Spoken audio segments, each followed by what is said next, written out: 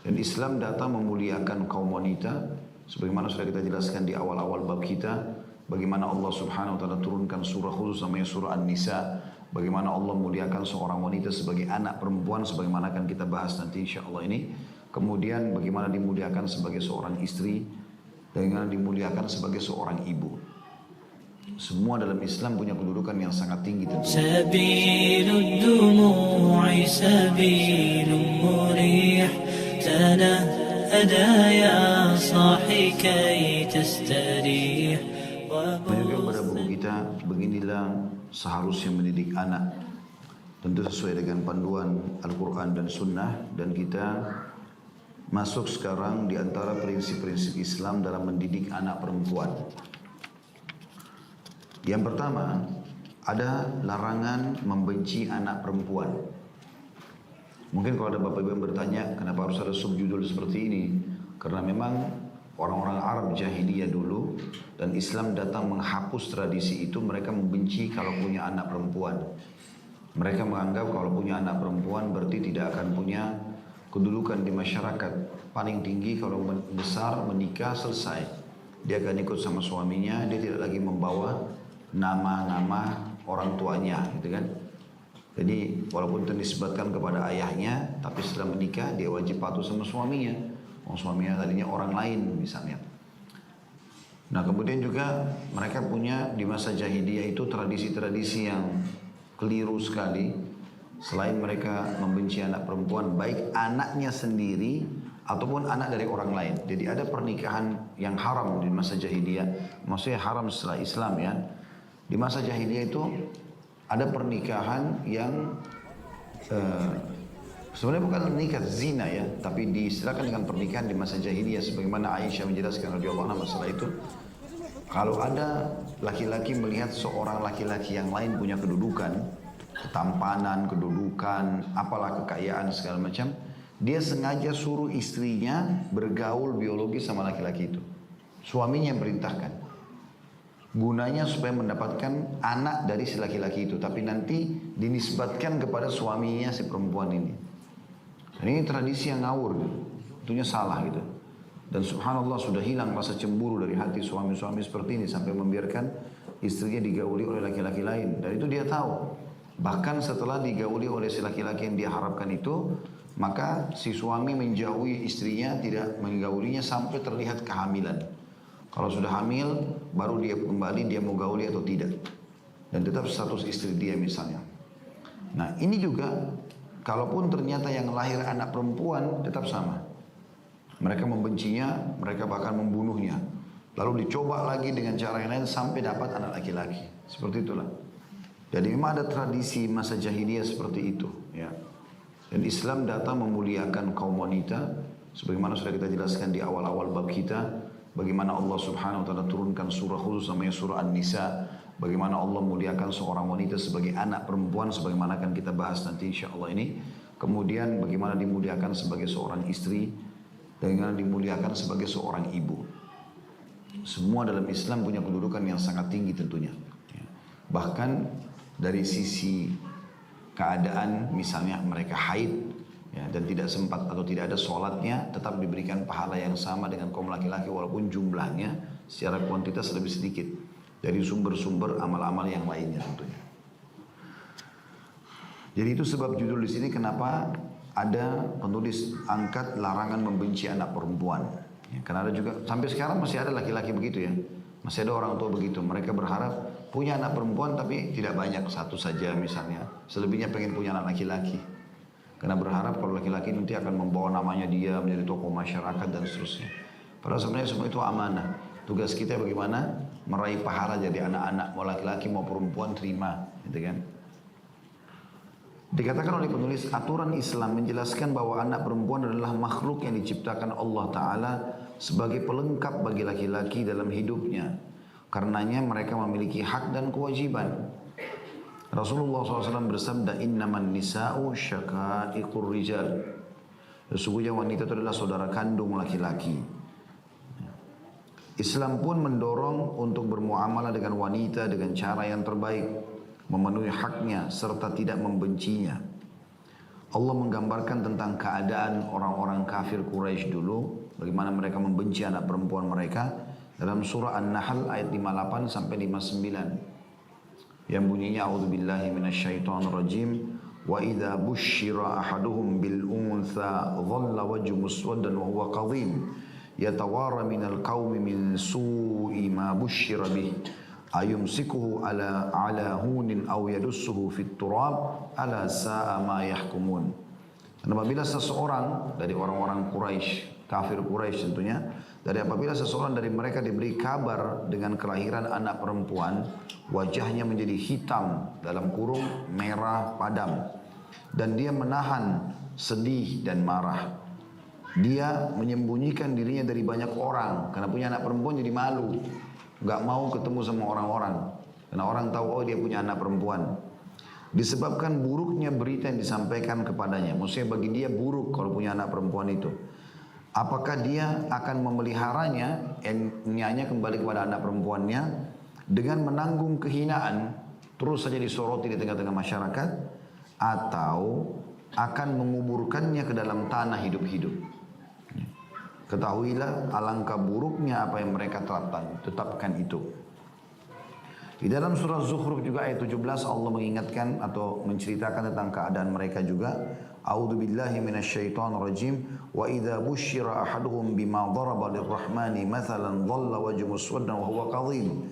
Dan apabila salah seorang di antara mereka diberi kabar gembira dengan apa, dalam kurung kelahiran anak perempuan, dengan apa yang dia jadikan sebagai perumpamaan bagi Allah yang Maha Pengasih, jadilah wajahnya hitam pekat karena menahan sedih dan marah.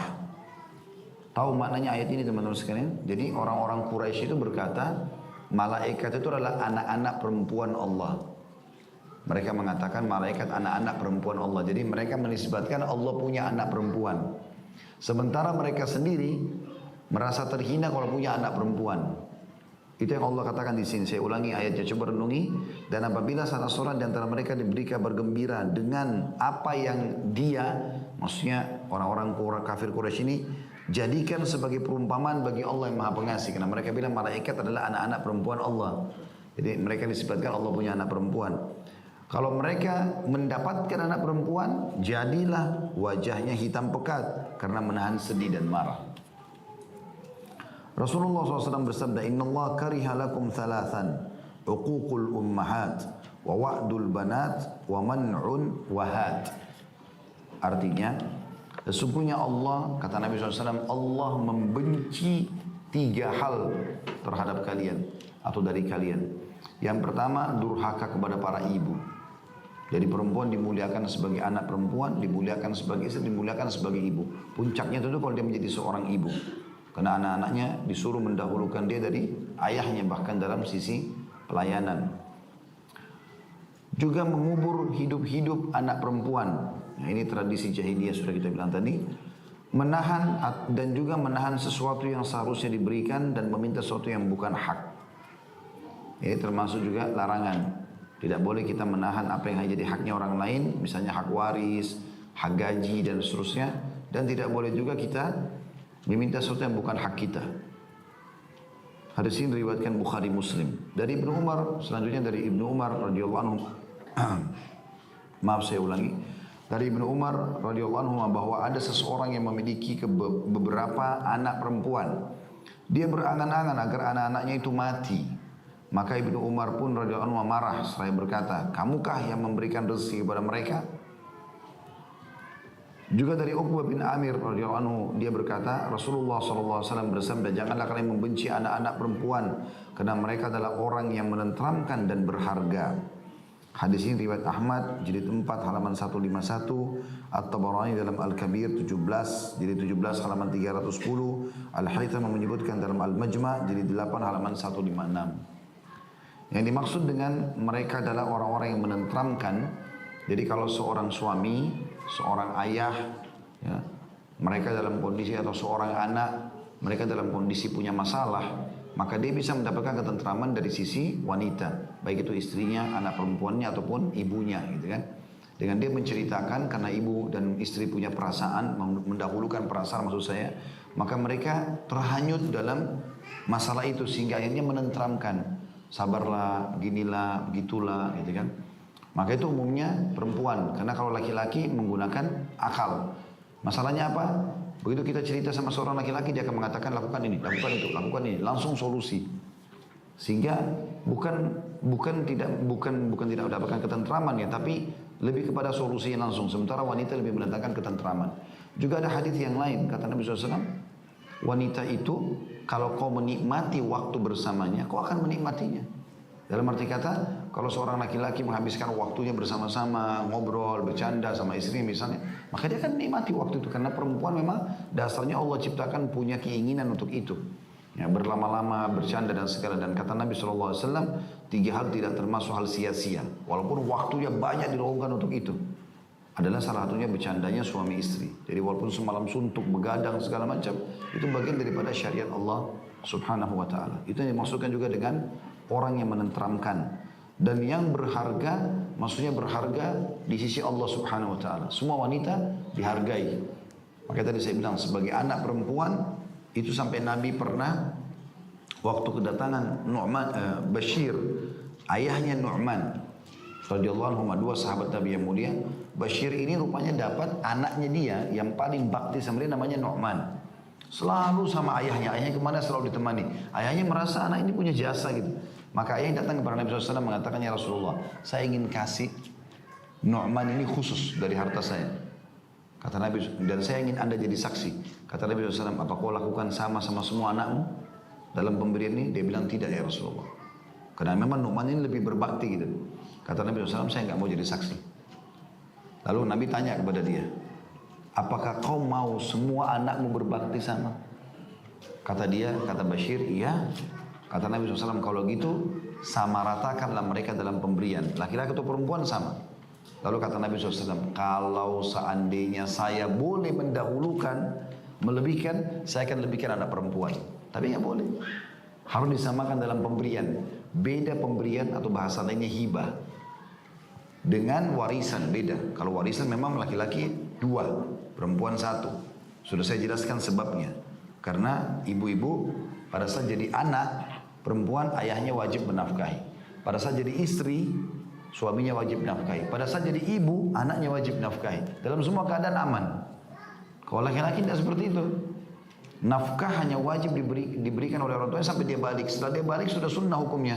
Dan setelah dia bekerja dia harus nafkahi ibunya, dia harus nafkahi anaknya, dia harus nafkahi istrinya dan seterusnya. Gitu kan? Kalau masalah warisan. Tapi dalam hibah, pemberian harus sama rata. Nggak boleh tidak. Ya. Saya pernah berbagi itu teman-teman. Dan saya mau berbagi ini, saya ulangi kembali. Saya di laptop saya tulis semua nama anak-anak saya. Ya Allah amanahkan beberapa orang, alhamdulillah saya tulis nama-nama mereka. Lalu saya tulis pengeluaran setiap anak.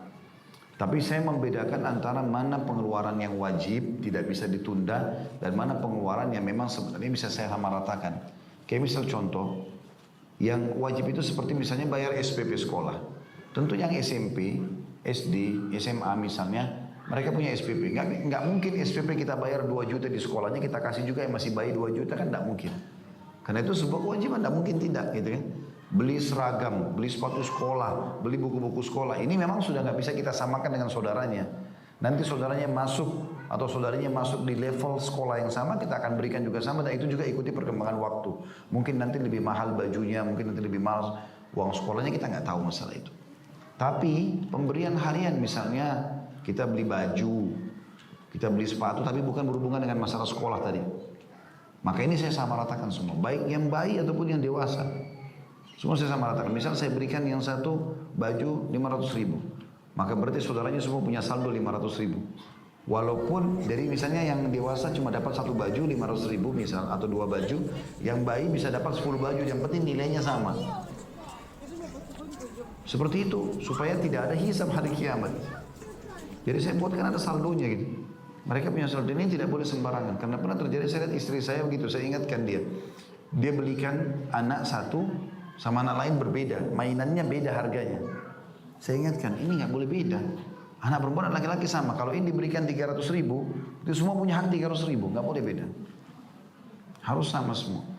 Walaupun kita nggak bisa belikan misalnya, misal kita belikan mainan anak perempuan, kita nggak dapat mainan laki-laki di situ. maka dia punya saldo 300.000 yang kita harus berikan kapan saja gitu. Seperti itulah contohnya, supaya sebagaimana sabda Nabi SAW, sesungguhnya kata pada Bashir tadi ya, apa kau mau anakmu semua bakti sama? Kata dia iya. Kata Nabi SAW, samakan dalam pemberian. Ya, pemberian ini harus sama, tidak boleh beda, laki-laki perempuan sama gitu kan. Juga tadi masuk dalam masalah kewajiban-kewajiban itu seperti porsi makanan juga ya. Porsi makanan kita tidak mungkin samakan yang dewasa sama anak-anak, kan tidak mungkin. Kita juga nggak mungkin samakan antara susu yang diminum oleh anak bayi misalnya dengan yang sudah dewasa. Mungkin dewasa sudah nggak lagi minum susu kecuali susu orang dewasa. Mungkin dia ikut minum susu sama ayahnya, sama ibunya. Tapi yang masih kecil beda, harus diberikan susu khusus misalnya. Botol, tidak semuanya minum pakai botol. Yang sudah dewasa nggak pakai botol lagi. Maka ini berbeda. Ini memang apa boleh buat kebutuhan dasar yang wajib kita nggak bisa sama ratakan seperti itulah. Allahu a'lam. Itu contoh saja. Kemudian dikatakan Umar bin Khattab radhiyallahu anhu, kita masih di halaman 208 ya, paragraf yang ketiga. Dahulu kami di masa jahiliyah memandang wanita tidak ada artinya. Maka ketika Islam datang dan Allah menyebut mereka, kami pun memandang bahwa mereka memiliki hak yang wajib kami penuhi.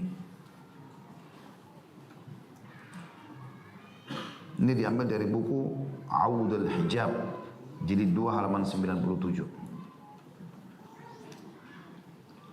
Lalu selanjutnya kata penulis, agar seseorang dapat mengambil pelajaran dan beriman kepada qada Allah yang maha tinggi dan kadarnya, takdir tadi Allah dan hukumnya, maka Allah berfirman di dalam surah Asy-Syura ayat 49 sampai 50, A'udzubillahi minasyaitonirrajim. Maksudnya Allah kasih perempuan ke anak, Allah kasih laki-laki, alhamdulillah. Pasti itu yang terbaik. Pasti itu yang terbaik, gak usah khawatir. Walaupun bapak ibu cuma punya anak perempuan satu misalnya, toh nanti menikah akan dibawa oleh suaminya, nggak masalah. Berarti Allah lebih tahu. Satu itu yang paling pas. Mungkin kalau bapak ibu diberikan lebih, nggak bisa. Saya melihat subhanallah, ini contoh saja ya. Saya berbagi.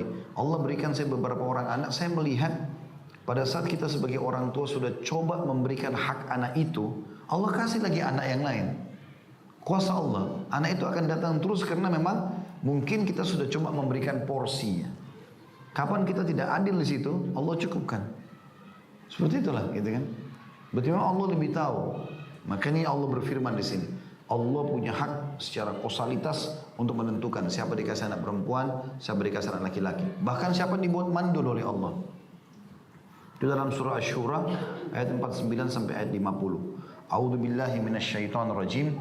Lillahi mulkus samawati wal ard yakhluqu ma yasha yahabu liman yasha'u inathan wa yahabu liman yasha'u adh-dhukur aw yuzawwijuhum dhukranan wa inatha wa yaj'alu man yasha'u aqima innahu alimun qadir. Milik Allah lah kerajaan langit dan bumi. Bahkan kita ini semua miliknya Allah.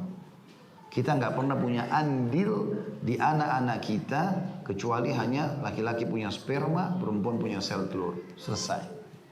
Yang bentuk alisnya, rambutnya, paras wajahnya, jari-jari tangannya, semuanya dari tidak ada menjadi ada sang pencipta Allah.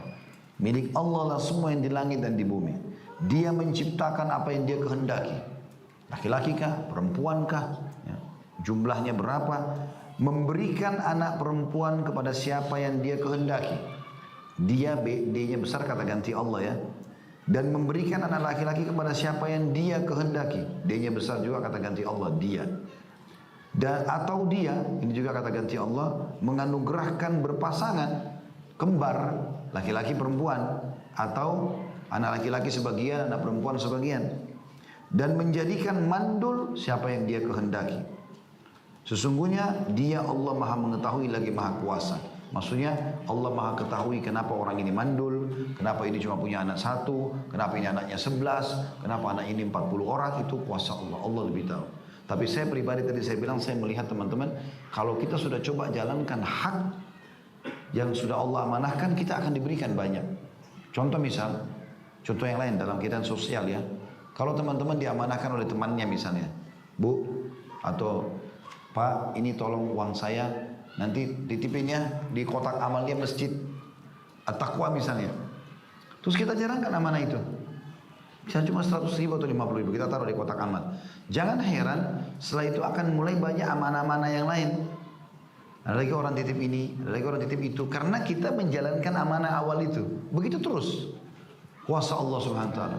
Selalu Allah berikan kalau kita memang bisa menjalankannya.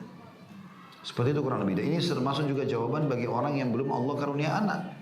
Bagaimana dia berusaha untuk bisa memohon kepada Allah SWT ikhtiar, dan pada saat Allah berikan pun dia memberikan yang terbaik. Ada orang saya tahu teman-teman di Madinah, teman saya orang Mesir, beliau dokter, punya apotek di Madinah, dulu sahabat dekat saya, namanya Yasir. Beliau mungkin menikah 10 tahun lebih, nggak punya anak. Padahal dia normal, istrinya normal, karena mertua masing-masing sehat-sehat dan anak-anaknya banyak. Cuma mereka saja ini, saudara-saudara punya anak, dia belum, mereka belum. Tinggal di Madinah, orangnya selalu sholat di masjid saf pertama, Masya Allah, ibadah terus.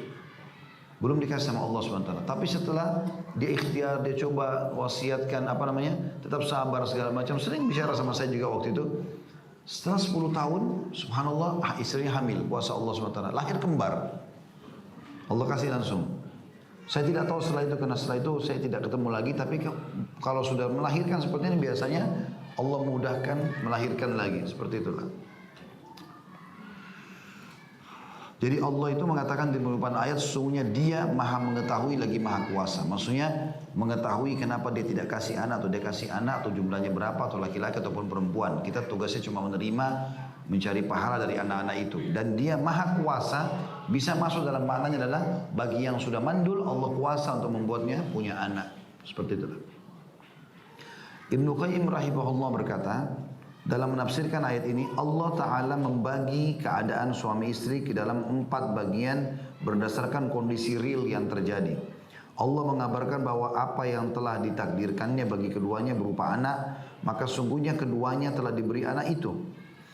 Seorang hamba akan menerima murkahnya bila dia marah terhadap pemberiannya. Allah Ta'ala memulai dengan menyebutkan wanita. Ada yang mengatakan bahwa hal itu lebih baik bagi mereka karena sikap berat kedua orang tua terhadap keberadaannya. Ada yang mengatakan bahwa hal itu lebih bagus didahulukan wanita karena susunan ayatnya adalah bahwa Allah Ta'ala yang melakukannya sesuai kehendaknya, bukan sesuai kehendak ibu bapak. Karena umumnya kedua orang tua hanya menginginkan laki-laki. Namun Allah Ta'ala mengabarkan bahwa dia menciptakan sesuai kehendaknya. Karenanya menyebutkan bagian yang dikehendakinya yang tidak diinginkan oleh kedua orang tua. Artinya kesimpulan dari apa yang disampaikan adalah Allah Ta'ala lebih tahu siapa yang dikasih anak perempuan, siapa yang dikasih anak laki-laki, siapa yang dikasih lebih banyak anak perempuannya, siapa yang dikasih lebih banyak anak laki-lakinya, siapa yang dikasih laki-laki semuanya, ada yang dikasih perempuan semuanya gitu kan. Ada juga yang tidak dikasih sama sekali. Allah SWT maha tahu masalah itu. Dibagilah, ada orang yang dikasih anak ya, perempuan saja, ada yang dikasih anak laki-laki saja, ada yang dikasih bercampur laki-laki perempuan, ada yang tidak dikasih sama sekali. Jadi kayak 4 golongan manusia yang diberikan anak ini, dan Allah maha mengetahui tentang masalah itu. Ibnu Qayyim juga rahimahullah berkata di bagian yang sama, Allah Ta'ala mengedepankan sesuatu yang dibelakangkan oleh orang-orang jahiliyah, yakni tentang anak perempuan sampai mereka dahulu menguburkannya hidup-hidup. Maksud dalam kurung atau tanda kutip, bagian yang kalian belakangkan di sisiku adalah terdepan dengan penyebutannya. Jadi maksudnya kenapa di sini, perhatikan ayat Al-Qur'annya, coba kembali ke ayat sebelah supaya jelas apa yang disakatakan Ibnu Qayyim. Lillahi mulkus samawati wal ard yakhluqu ma yasha. Sudah lihat? Sampai situ lihat ya. Baik, sekarang yang kita mau titipkan, lihat ayat setelahnya. Yahabu liman yasha'u inathan wa yahabu liman yasha'u dzukur. Yahab itu artinya memberikan.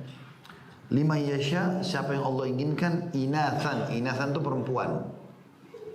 Wa yahabu, dan dia juga memberikan liman yasha, siapa yang diinginkan, dzukur, laki-laki. Ibnu Qayyim di sini ingin menitikberatkan poin.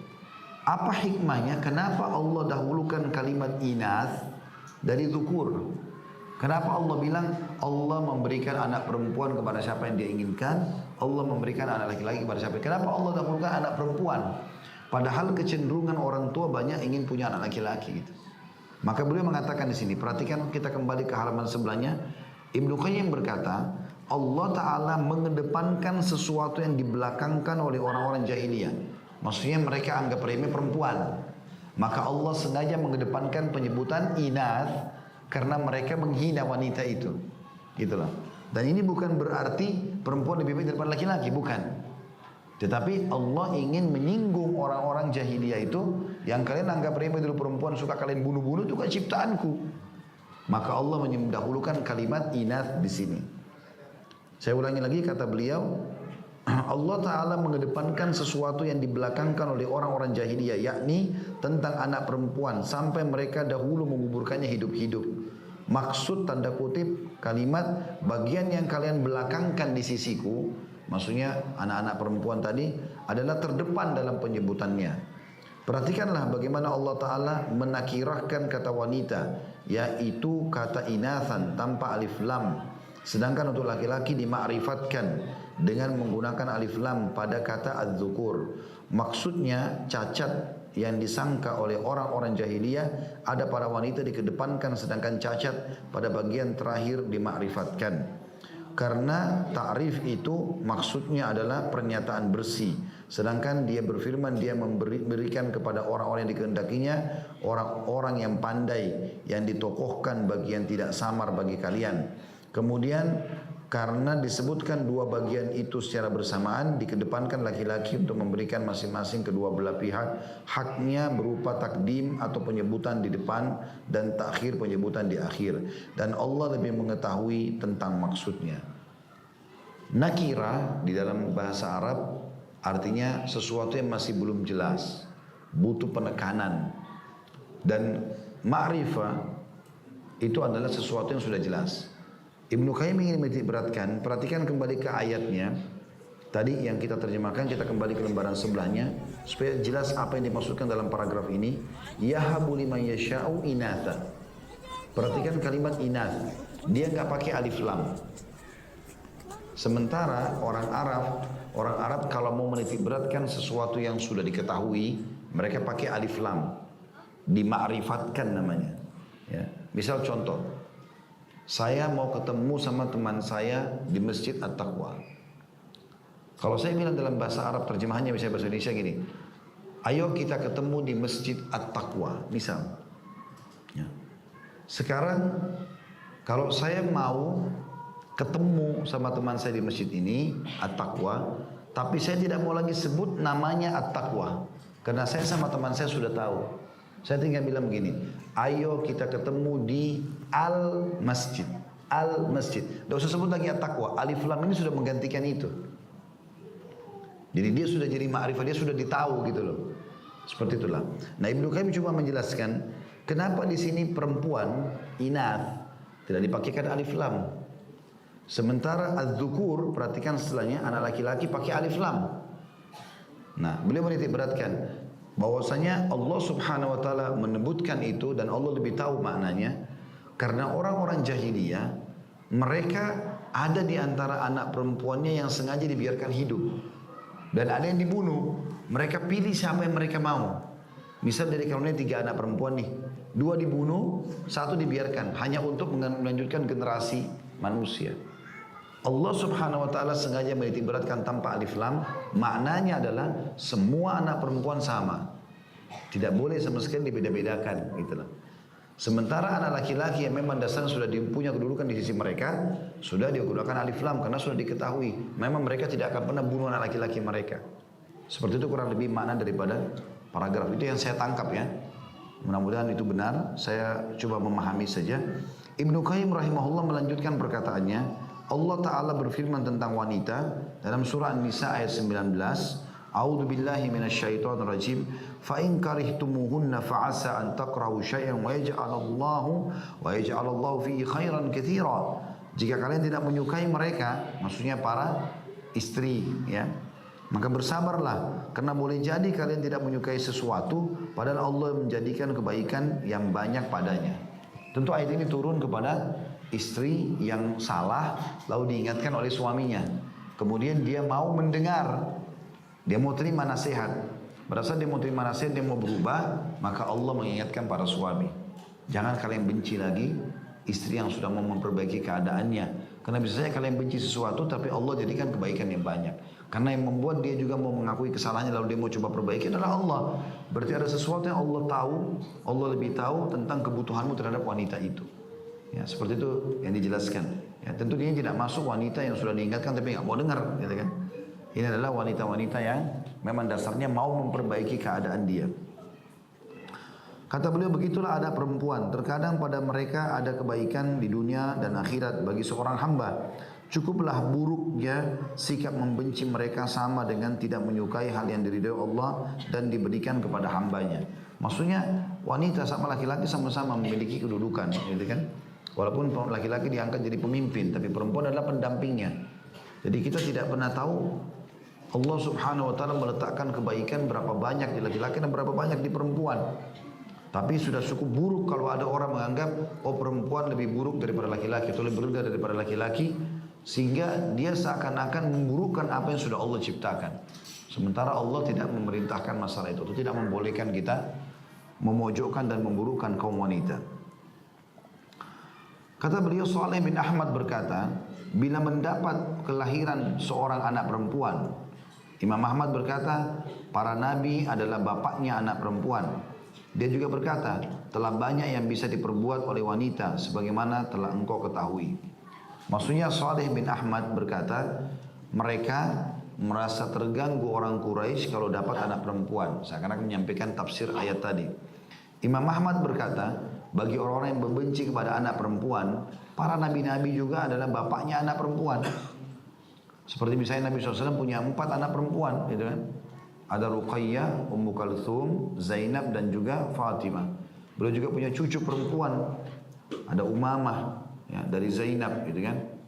Juga ada Ummu Kalthum dari Fatimah.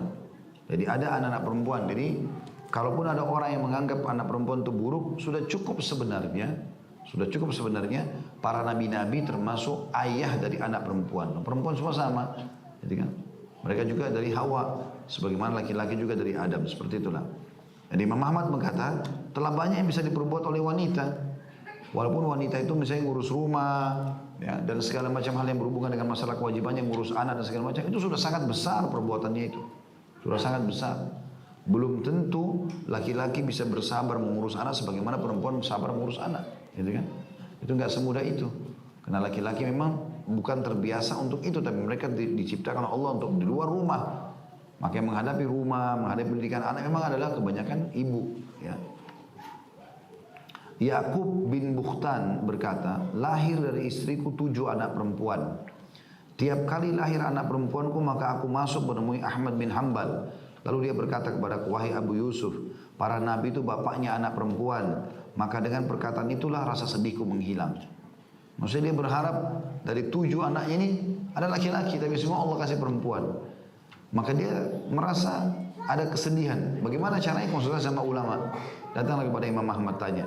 Maka Imam Ahmad mengatakan, ada apa kok sedih? Toh juga nabi-nabi adalah ayah perempuan. Ya, tidak ada sesuatu yang perlu dikhawatirkan. Toh laki-laki atau perempuan kita hanya punya status orang tua. Tugas kita mengejar pahala dari mereka. Gak usah merasa sedih. Kenapa anak saya perempuan semua? Kenapa laki-laki semua? Ya, kenapa tidak begini dan begitu? Kenapa tidak dapat kembar? Itu kuasa Allah. Tugas kita, atau mungkin yang tidak punya anak, Allah lebih tahu masalah itu. Ya. Kata beliau, wahai saudaraku pendidik, ketahuilah bahwa manusia tidak memiliki sedikit pun pengetahuan tentang sesuatu secara mutlak. Maka Allah Ta'ala maha mengetahui lagi maha kuasa. Dia mengetahui segala yang akan terjadi dan yang telah terjadi, baik tentang laki-laki maupun perempuan. Terkadang anak perempuan menjadi kenikmatan bertambah kenikmatan, sebagaimana hal tersebut nampak jelas bagi kita. Bahkan terkadang anak laki-laki bisa menjadi azab bagi kedua orang tuanya, memaksanya untuk berbuat melampaui batas dan kekafiran. Sebagaimana dalam kisah seorang anak yang dibunuh oleh Khidir dalam surah Al-Kahfi. Tahu kisah anak itu ya? Anak laki-lakinya ada orang dari satu orang tinggal di satu perkampungan, ayah ibunya adalah orang soleh. Kemudian anak ini selalu durhaka sama ibu ayahnya, kasar, keras, segala macam sampai memaksa orang tuanya kufur. Maka Allah perintahkan Nabi Khidir untuk membunuhnya. Dalam surah Al-Kahfi yang sering kita dianjurkan baca di malam Jumat gitu kan. Aturan Islam menghilangkan gambaran buruk tentang anak wanita dalam kurung dan melarang membenci mereka, menghalalkan cinta kepada sesuatu yang dicintai Allah Ta'ala dan diberikannya kepada kedua orang tua. Sesungguhnya kebaikan ada pada pilihan Allah dan dia dipilihkan buat hambanya, bukan pada pilihan hamba buat dirinya. Maksudnya Allah lebih tahu memilihkan buat hambanya sebagai pencipta, laki-laki kah, perempuan kah, dan seterusnya. Yang kedua yang harus difahami di sini, selain tadi yang pertama masalah anak perempuan, kita tidak boleh membenci anak perempuan. Yang kedua adalah persamaan antara laki-laki dan perempuan. Islam mendorong untuk berlaku adil. Ada footnote nomor 70 situ kecil di bawah. Adil tidak bisa diartikan secara mutlak dengan persamaan. Karena kalau menyamakan antara sesuatu yang berbeda adalah kezaliman. Adil adalah menempatkan sesuatu pada tempatnya atau memberikan hak kepada yang mempunyai hak. Tadi sudah saya bilang, kalau misalnya kita berikan makanan, pakaian yang kita bisa menyamakan nilainya, samakan. Tapi kita tidak mungkin samakan ukurannya. Misal contoh, jadi adil itu justru memberikan yang cocok, yang sesuai. Yang penting misalnya tadi, yang paling gampang nilainya misalnya. Karena tidak mungkin anak kita SMA bajunya ukurannya besar disamakan dengan ukuran baju bayi, nggak mungkin sama. Tapi kita bisa samakan dari sisi nilainya. Ya. Kita kembali ke tadi, dikatakan Islam mendorong untuk berlaku adil dalam bermuamalah antara laki-laki dan perempuan, baik dalam cinta, belajar, menuntut ilmu, pembagian warisan, serta seluruh hak. Mereka sama dalam cinta, sama dalam pemberian, dan sama dalam muamalah. Allah Ta'ala berfirman dalam surah An-Nisa ayat 1, A'udzu billahi minasyaitonir rajim. Ya ayuhan nasu ittaqu rabbakumul ladzi khalaqakum min nafsin wahidatin wa khalaqa minha zawjaha wa batha minhuma rijalan katsiran wa nisaa'a wattaqullaha alladzi tasaaluna bihi wal arham innallaha kana 'alaikum raqiba. Wahai manusia, kata Allah, bertakwalah atau tunduklah kepada Tuhan kalian yang telah menciptakan kalian dari diri yang satu, yaitu Adam alaihissalam. Dan Allah telah menciptakan pasangannya dari jiwa yang satu itu, Hawa alaihissalam. Dan dari keduanya Allah memperkembangbiakan laki-laki dan perempuan yang banyak. Bertakwalah kepada Allah yang dengan namanya kalian saling meminta. Dan perihalalah hubungan kekeluargaan. Sesungguhnya Allah selalu mengawasi kalian. Beliau juga SAW bersabda, Innaman nisa'u syaqa'iqur rijal. Sesungguhnya wanita itu saudara kandungnya laki-laki. Aturan Islam mengajarkan kepada para orang tua pendidik cara muamalah antara laki-laki dan perempuan dengan sama tanpa perbedaan antara keduanya. Bahkan Rasulullah SAW menjadikan persamaan antara laki-laki dan perempuan sebagai salah satu sebab masuk dalam surga. Abu Dawud meriwayatkan dari Ibnu Abbas radhiyallahu anhu, dia berkata, Rasulullah SAW bersabda, Man kanat lahu untha falam ya'idha walam yuhinha walam yu'thir waladaha ya'ni dhukur adkhalahu Allahul jannah. Barang siapa yang memiliki anak wanita lalu dia tidak menguburkannya hidup-hidup, tidak menghinakannya dan tidak mengutamakan anaknya, maksudnya anak laki-lakinya, niscaya Allah akan memasukkannya ke dalam surga. Artinya kalau dia samakan antara anak laki-laki sama anak perempuan. Dari Nu'man ibn Bashir juga radhiyallahu anhu, dia dan ayahnya sahabat, dia berkata, bapakku memberikan kepadaku separuh hartanya. Maka ibuku Amrah bin Rawaha radhiyallahu anha berkata, aku tidak ridho sampai engkau angkat Rasulullah SAW sebagai saksi atas hal ini. Lalu bapakku pergi kepada Nabi SAW untuk mengangkat beliau menjadi saksi terhadap pemberiannya. Maka Rasulullah SAW bersabda kepadanya, maksudnya kepada Bashir, ayah Nu'man, apakah engkau juga melakukan hal ini kepada semua anakmu? Dia menjawab, tidak. Maka beliau SAW bersabda, bertakwalah kepada Allah dan berlaku adillah terhadap anak-anakmu. Kemudian bapakku pulang dan menarik kembali pemberiannya. Ini kisah tadi yang sudah saya sampaikan ya. Bagaimana Bashir merasa anaknya Nu'man lebih berbakti, maka dia mau kasih lebih. Dalam salah satu riwayat lain, beliau SAW bersabda, kalau begitu jangan kau angkat aku sebagai saksi, karena aku tidak mau jadi saksi terhadap kezaliman.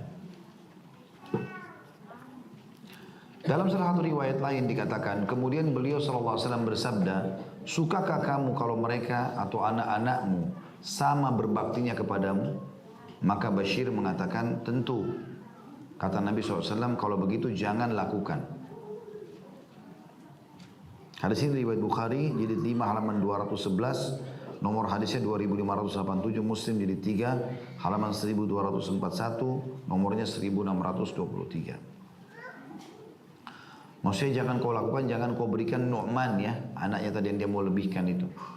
Al-Bazzar, ini nama orang, meriwayatkan juga dari Anas radhiyallahu anhum, bahwa seseorang pernah berada di dekat Nabi SAW, lalu datanglah kepadanya putranya. Kemudian dia didudukkan di atas pahanya, maksudnya si putra tadi. Lalu datang pula putrinya, lalu dia didudukkan di depannya. Maka Rasulullah SAW bersabda, tidakkah kau menyamakan antara keduanya? Pangkuan saja harus sama. Kalau kita pangkuan, anak laki-laki kita di kanan, anak perempuan di kiri. Semua harus dipangku. Kalau sekarang pergi ke luar rumah yang dipangku yang pertama, maka nanti kalau kita pulangnya pangku yang kedua dan seterusnya. Kecuali tentu kalau sudah besar, sudah bukan lagi umur-umur yang seperti ini, mungkin dia pun juga sudah malu berbeda. Ya. Kecermatan dan cara Nabawi ini dalam mengatur muamalah antara anak laki-laki dan anak perempuan tidak dikenal oleh masyarakat manusia. Tidak diketahui oleh buku-buku dan undang-undang barat serta hak asasi manusia. Bahkan tidak terlintas di hati orang-orang yang menjuluki dirinya sebagai ahli dalam mendidik anak. Inilah aturan Islam dalam mendidik, menanamkan rasa cinta dan persamaan serta keadilan antara anak-anak. Aturan ini melempar jauh-jauh pemisahan kezaliman dan perbedaan antar anak. Karena inilah mereka saling mencintai dalam satu keluarga dan satu perwujudan Islami. Dan biasanya anak-anak itu subhanallah secara alami nuntut itu supaya ada kesamaan di antara mereka. Misalnya kita berikan yang satu, oh kok itu diberikan saya tidak, gitu. Biasanya gitu, yang sudah punya anak tahu masalah itu sering kali. Makanya teman-teman kalau kita didik mereka terbiasa selalu sama kita berikan semua, mereka tidak saling tuntut. Ya, walaupun kadang-kadang masih muncul ego-ego ya. Saya biasa kalau berikan sama anak-anak semua, anak laki-laki sama perempuan, biasanya si kakak ini dia begitu lihat mainannya dia lihat sama, tapi ada beda warna. Maka dia coba negosiasi sama adiknya, jadi kan supaya mainan adiknya juga dicoba sama dia. Itu pernah saya lihat itu. Maka saya ingatkan kepada dia, nggak boleh, ini semua sama. Punya adik nggak boleh lagi diganggu, jadi kan. Apalagi kalau dia punya sudah rusak, kemudian dia ambil punya adiknya. Ya. Itu biasa terjadi. Tapi ini kemungkaran, nggak boleh kita biarkan. Harus kita luruskan tentunya. Baik, selanjutnya kita akan masuk ke yang ketiga yang perlu difahami tentang masalah kedudukan wanita dalam Islam ini. Tadi sudah kita jelaskan yang pertama tadi, tidak boleh membenci anak perempuan. Kemudian yang kedua, wajibnya mempersamakan muamalah antara anak laki-laki sama anak perempuan. Dan yang ketiga adalah pahala mendidik anak perempuan. Syariat Islam tidak hanya membendung nafsu buruk saja pada diri manusia, namun juga menatanya. Dalam mendidik anak perempuan ada pahala besar yang akan didapat. Bersabar terhadap sikap mereka pun sama akan didapat pahala yang besar. Semua itu bertujuan untuk meredam rasa sakit kedua orang tua, membasahi hatinya dan menyadarkan keduanya betapa pentingnya usaha dan peran keduanya dalam mendidik mereka. Dari Anas radhiyallahu anhu bahwasanya Nabi SAW bersabda, barang siapa yang menanggung dua anak perempuan hingga keduanya balik, makannya, minumnya, pakaiannya, segala macam, maka akan datang pada hari kiamat aku dan dia seperti ini. Lalu beliau menghimpun kedua jarinya. Jadi ini tidak ada pada anak laki-laki ya, pada anak perempuan sebenarnya. Tapi kita harus rata memberikan. Tapi ini tandanya Islam memuliakan sekali anak perempuan. Sampai kalau dididik ya, anak perempuan itu misalnya orang cuma dikasih dua anak perempuan oleh Allah, dia didik sampai balik, maka dia akan bersama dengan Nabi SAW nanti di akhirat. Dan ini hadis riwayat Muslim nomor 2631, Tirmidzi 1917. Juga dari Aisyah radhiyallahu anha dia mengatakan atau dia berkata, seorang wanita datang menemuiku dengan membawa dua putrinya sambil meminta. Dia tidak dapati padaku selain sebuah kurma saja. Lalu aku memberikan kurma tersebut kepadanya. Dia pun membaginya untuk 2 putrinya, sedangkan dia sendiri tidak makan. Jadi Aisyah cuma punya 1 butir kurma. Ibu ini minta, dikasihlah kurma itu. Ternyata ibu ini juga masih lapar. Dia lapar sebenarnya. Tapi karena dia punya 2 anak perempuan, dipotong 2 lah kurma itu dikasih kedua anaknya. Sementara dia sendiri nggak makan. Kemudian dia bangkit lalu keluar. Maksudnya setelah terima itu dia pergi. Karena apa yang dia minta sudah nggak ada lagi, cuma 1 butir kurma. Lalu Nabi SAW masuk menemui kami. Dan aku memberitahukan hal tersebut kepada beliau. Maka beliau SAW bersabda atas sikapnya ibu itu tadi. Dia pun lapar tapi dia kasih kepada anaknya dulu untuk makan. Barang siapa yang diuji dengan diberikan anak-anak perempuan, lalu dia berbuat baik kepada mereka, niscaya mereka akan menjadi tirai baginya dari api neraka. Hadis ini riwayat Bukhari jadi 3 halaman 225, Muslim nomor 2629. Nah, jadi anak perempuan itu luar biasa bisa menjadi tirai dari api neraka pada saat kita betul-betul memberikan haknya. Juga Aisyah berkata radhiyallahu anha, tentu ini teman-teman sekalian di riwayat yang sebelum sudah pernah saya kasih contoh-contoh ya. Karena ada biasa di antara ibu-ibu yang mungkin karena dia lapar, ada makanan favoritnya, si panas-panas dihidangkan di meja, terus anaknya mau ambil, misalnya tempe, pukul tangannya. Ibu aja belum makan gitu ya. Ini bakhil. Ya. Padahal sebenarnya harusnya didahulukan, biarin dia makan. Gitu. Didahulukan contoh saja. Jadi masuk makanan di kulkas, taruh anak-anak makan, marah-marah, seakan-akan sudah kehilangan anggota tubuhnya gitu. Padahal cuma makanan yang bisa dibeli. Siapa yang makan makanannya ibu sini? Siapa yang makan mana? Si fulan marah-marah dipukul. Kenapa harus dipukul? Ya kan? Mereka karena Allah jadikan status anak, jadi mereka menghormati kita. Kalau tidak sudah pergi. Kalau bapak ibu naudzubillah, mudah-mudahan sini tidak ada. Kalau ada yang menghadapi anaknya begitu balik, lebih suka di luar rumah sama rumah temannya, kasusnya kena anda bakhil di rumah. Pasti itu. Kapan di rumah itu dia mau makan bisa, orang tuanya selalu rangkul, kebutuhannya dipenuhi, nggak mau dia keluar rumah. Dia nggak mau keluar rumah. Bahkan dia betah di rumah, dia lebih suka daripada teman-temannya. Tapi kalau kita selalu kerjanya cuma tahu marah, pelit, segala macam hal, dia hanya tinggal karena terpaksa. Ya, anak itu karena terpaksa. Begitu dia dapat alam luar, mana teman-temannya dukung dia segala macam hal yang buat, dia tinggalkan rumah. Ya, saya pernah datang bertamu ke rumah paman saya, subhanallah, rahimahullah sudah meninggal beliau. Waktu saya masih kuliah di Madinah, saya sering balik dulu, belum tinggal di Jakarta, balik ke Makassar. Sering kali saya mampir ke rumah beliau di Jakarta sini. Maka ada anaknya beliau, sepupu saya, itu punya teman selama berbulan-bulan tinggal di situ. Nggak pernah pulang ke rumah orang tuanya gitu. Ternyata memang orang tuanya sibuk sendiri dengan alamnya. Keluar, ibu urusan kerjaan mana, ayah urusan kerja apa. Ketemunya pun mereka cuma malam, kadang-kadang sudah 2-3 hari mungkin baru ketemu gitu-gitu. Jadi anaknya pun mau tinggal di mana terserah. Dia nggak pusing gitu. Padahal coba dikontrol, tanya di mana nak, gini itu selesai. Dan ini membuat anak-anaknya tidak ada yang betah di rumah. Dan ini terus kemudian dia kalau sudah tua orang tuanya berharap anaknya bisa bakti sama dia. Nggak bakal terjadi. Bermula dari hal-hal yang kecil tadi. Kasih makanan mereka, kasih minuman mereka. Hikmah sunnah nabawi ini luar biasa. Sampai dalam riwayat lain Nabi mengatakan apa yang telah dibuat oleh ibu itu cukup membuatnya masuk ke dalam surga. Hanya karena tadi dia pengen makan kurma, tapi kena cuma 1 butir, anaknya didahulukan sama dia. Seperti itulah. Ya. Dari Aisyah radhiyallahu anha dia berkata, seorang wanita miskin datang kepadaku sambil membawa kedua anaknya. Lalu aku memberikan kepadanya 3 buah kurma. Kalau tadi riwayat pertama kan 1 kurma, sekarang ada 3 butir kurma. 1 untuknya dan masing-masing dari kedua anaknya. Masing-masing 1 berarti. 1 untuknya dan masing-masing dari kedua anaknya sebuah kurma. Ketika dia hendak memakan kurma tersebut, kedua anaknya meminta kurma yang ada padanya. Wanita itu pun membelah kurma yang hendak dimakannya untuk diberikan kepada kedua anaknya. Hal itu membuatku heran. Aku pun menceritakan hal yang dilakukannya kepada Nabi SAW. Maka beliau bersabda, sungguhnya Allah telah mewajibkan surga baginya karena perbuatannya itu, atau membebaskan dari neraka karena perbuatannya itu. Hanya dahulukan makannya anak. Jadi kita sebagai orang tua malah sabar. Kalau mereka sudah kenyang baru gitu. Saya pernah ingatkan istri saya begitu, anak-anak kan makan, kan di rumah kan banyak cemilan, kan makan ini makan itu. Nah dia bilang, anak-anak ini nggak kenyang-kenyang makan terus. Nggak apa-apa, biarin makan. Kenapa memang? Kalau mereka sudah kenyang pasti nggak mau makan lagi. Selama masih minta berarti masih butuh. Pahala kasih. Apanya yang susah gitu? Kenapa harus perhitungan gitu? Ini mendahulukan kurma saja buat anaknya. Nabi jamin baginya surga. Dalam riwayat ini juga dikatakan atau membebaskan dari neraka.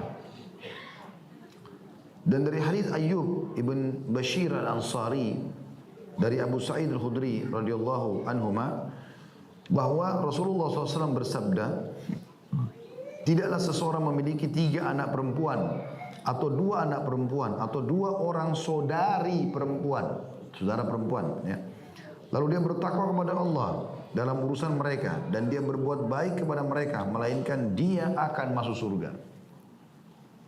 Hadis ini riwayat Ahmad di nomor 5100, hadis ini diriwayatkan oleh Ahmad dalam musnadnya di jilid 3 halaman 42 dan halaman 97. Abu Daud juga menyebutkan dengan riwayat yang mirip di nomor 5148. Bukhari dalam Adab Mufrad juga menyebutkan nomor 79. Al-Humaydi juga meriwayatkan dari Sufyan, dari Abu Saleh, dari Ayyub ibn Bashir, dari Sa'id ibn Ayash, dari Abu Sa'id, dari Nabi SAW beliau bersabda, barang siapa yang memiliki 3 anak perempuan atau 3 saudara perempuan atau 2 anak perempuan atau 2 saudara perempuan, baik 2 atau 3 ya, anak perempuan atau saudari perempuan gitu. Lalu dia memperbaiki pergaulannya baik sama mereka, dia memperbaiki pergaulannya terhadap mereka dan bersabar serta bertakwa kepada Allah dalam urusan mereka, niscaya dia akan masuk surga. Hadis ini riwayat Abu Daud nomor 5147, Tirmidzi 1913 dan Bukhari sebutkan dalam Adabul Mufrad jilid 1 halaman 162. Juga Abu Hurairah meriwayatkan dari bahwa Rasulullah SAW bersabda, barang siapa yang memiliki 3 anak perempuan lalu dia tetap bersabar menanggung mereka atau terhadap kesusahan dari mereka, niscaya dia akan masuk surga. Jadi semua arahnya kepada surga bagi orang-orang yang berbuat baik dengan anak perempuannya. Tentu sekali lagi bukan berarti anak perempuan lebih baik daripada anak laki-laki. Semuanya baik, tidak laki-laki perempuan. Tapi di sini ingin ada bantahan jelas kepada perilaku orang-orang Quraisy yang dulu bahkan bukan cuma sekedar membenci anak perempuan, bahkan membunuh mereka. Dalam sebuah riwayat disebutkan juga bahwa dia pun bertanya, wahai Rasulullah, bagaimana kalau hanya memiliki 2 anak perempuan saja? Karena tadi Nabi kan bilang 3 anak perempuan. Maka beliau bersabda, 2 juga menjadi penyebab masuk ke dalam surga. Lalu dia bertanya, wahai Rasulullah, bagaimana kalau hanya 1 anak? Maka kata Nabi SAW, 1 anak juga sama. Anak perempuan 1 pun dididik dengan baik, ya, sampai dia menikah diserahkan ke suaminya, dijamin surga orang tuanya. Al-Baihaqi meriwayatkan dari Auf bin Malik bahwa Rasulullah SAW bersabda, barang siapa yang memiliki 3 anak perempuan, lalu dia memberi nafkah mereka hingga mereka balik atau bermimpi basah yang menunjukkan bahwa mereka sudah dewasa, maka mereka akan menjadi penghalang dari neraka. Jadi ada riwayat yang menjelaskan sampai mereka balik, ada riwayat juga menjelaskan sampai mereka menikah, gitu kan? Dari Ali bin Al-Madini, dari Auf bin Malik Al-Ashja'i bahwa radhiyallahu anhum bahwasanya Rasulullah SAW bersabda, tidaklah seseorang hamba mukmin memiliki 3 anak perempuan lalu dia memberikan nafkah kepada mereka sampai mereka balik atau bermimpi basah, melainkan mereka akan menjadi penghalang baginya dari neraka. Seorang wanita bertanya, wahai Rasulullah, bagaimana kalau 2 anak? Maka beliau bersabda, 2 anak juga. Kalau riwayat sebelum tadi lebih bagus lagi, ya, 1 anak pun cukup, bisa. Nah, ini semua tentu membantah orang-orang yang tidak suka punya anak perempuan, gitu ya. Dari Uqbah bin Amir radhiyallahu anhu, dari Nabi SAW, beliau bersabda, barang siapa yang memiliki 3 anak perempuan, lalu dia tetap bersabar terhadap mereka, memberi mereka makan, minum, dan pakaian kepada mereka dari jerih payahnya, niscaya mereka akan menjadi penghalang baginya dari neraka pada hari kiamat. Hadis ini riwayat Ahmad jilid 4 halaman 154, Ibnu Majah 3669, Al-Bukhari sebutkan juga dalam Adab Mufrad nomor 76, dalam silsilah hadis sahih disebutkan oleh Syekh Albani di nomor 293 sama 107, juga disebutkan dalam Sahih Al-Jami' As-Saghir jilid 2 halaman 6488. Jadi kesimpulan apa yang kita bahas tadi adalah kalau punya anak perempuan lalu berbuat baik sama mereka, tentu tidak boleh dibedakan sama laki-laki juga, tapi khusus anak perempuan pahalanya jauh lebih besar. Pahalanya jauh lebih besar. Cuma dalam muamalah kita harus disamakan. Ini tentu bantahan sekali lagi sangat tegas bagi orang yang membenci anak perempuannya. Saya pernah berbagi kisah itu ya. Salah satu guru kami yang kami hormati, ya, dan sahabat dekat Dr. Ziyad Abadi. Beliau pakar hadis dari Jordan. Beliau cerita itu. Beliau mengatakan, dulu saya waktu pertama nikah tidak mau punya anak perempuan. Saya berharap, dia bilang, saya berdoa sama Allah, ya Allah, jangan kau karuniakan aku anak kecuali laki-laki. Maka 5 kali istrinya hamil gugur semua. Dan ternyata itu anak perempuan semua di kandungan istrinya, karena doanya dikabulkan Allah. Hamil harus terjadi takdir Allah, maka gugur. Dia bilang sampai saya datangin guru saya Syekh Albani, lalu saya bertanya langsung karena beliau murid langsungnya. Maka Syekh, dia bilang, Syekh doakan saya. Kata Syekh, semoga Allah karuniakan kau keturunan yang baik. Laki-laki atau perempuan sama. Maka saya pun mulai terima dan saya mulai berdoa. Saya tidak minta lagi anak laki-laki saja. Sekarang Masya Allah anaknya mungkin 5 atau 6. Antara laki-laki dan perempuan. Allah SWT berikan begitu. Jadi kita serahkan kepada Allah SWT. Tugas kita hanya sampai mereka dewasa. Dan kita sebagai orang tua hanya sampai ajal kita datang. Selebihnya kita mendapatkan pahala dari mereka. Anak laki-laki dan perempuan sama saja.